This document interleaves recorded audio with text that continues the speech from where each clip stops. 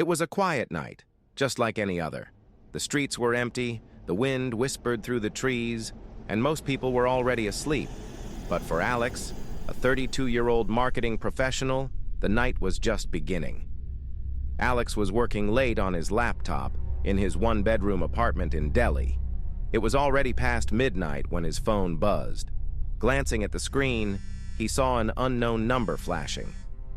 Who could be calling at this hour? He thought, hesitating for a moment before answering. Hello? Alex's voice was cautious. The other end was silent. He repeated, Hello? Who is this? Then, in a low, almost inaudible voice, a woman said, Leave the house. Now. Alex froze. What? Who is this? Are you joking? Alex shook his head, convinced it was some prank. He placed the phone aside and went back to his work. But a nagging unease settled over him. His eyes darted to the windows, the doors, and the shadows creeping on the walls. 10 minutes later, his phone buzzed again. This time, it was a text message from the same number. You have 10 minutes. Get out. Sweat beaded on Alex's forehead. He typed back, Who are you? Stop this nonsense. No reply. Determined to prove to himself that it was just a prank, Alex decided to check his surroundings. He peered out of his window. The street was eerily silent, lit only by flickering streetlights.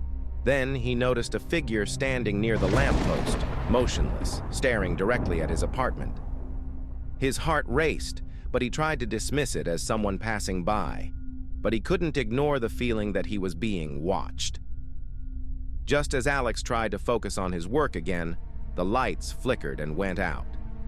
The hum of his laptop died, and his room was plunged into darkness. Alex's pulse quickened. His phone's flashlight was his only source of light now. He grabbed it and started toward the door, planning to check the fuse box. That's when his phone buzzed again. This time, the message read, Too late. He's inside. Alex's breathing became shallow. He spun around, shining the flashlight into the corners of the room. Nothing. But then he heard it, a faint creak coming from the bedroom.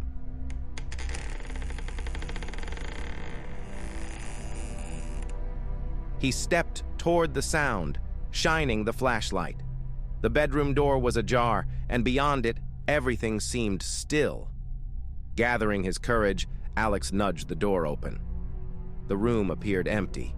But then he noticed something odd. His closet door was slightly open. Building his courage, Alex reached for the closet door and yanked it open. It was empty. Relief washed over him. He let out a shaky laugh, thinking, I'm scaring myself for no reason. But as he turned to leave, he saw it. In the mirror, behind him, a shadowy figure stood, barely visible, its face obscured. Alex spun around, but the room was empty. The shadow was gone. His phone buzzed one last time. The message read, Run! Before he could react, there was a knock at the door. 3 slow, deliberate knocks.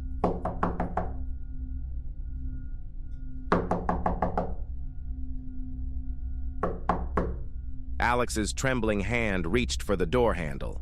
He hesitated, heart pounding in his chest. Summoning every ounce of courage, he swung the door open, and then...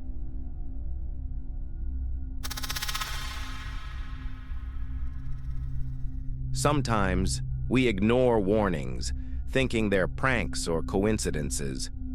But what if they're not? What if they're the difference between life and death? Alex's story remains unfinished. But tonight, as you lock your doors and check your windows, ask yourself, would you have stayed or would you have run? If this gave you chills, hit like, share with someone who loves a good scare, and subscribe for more stories that will keep you up at night.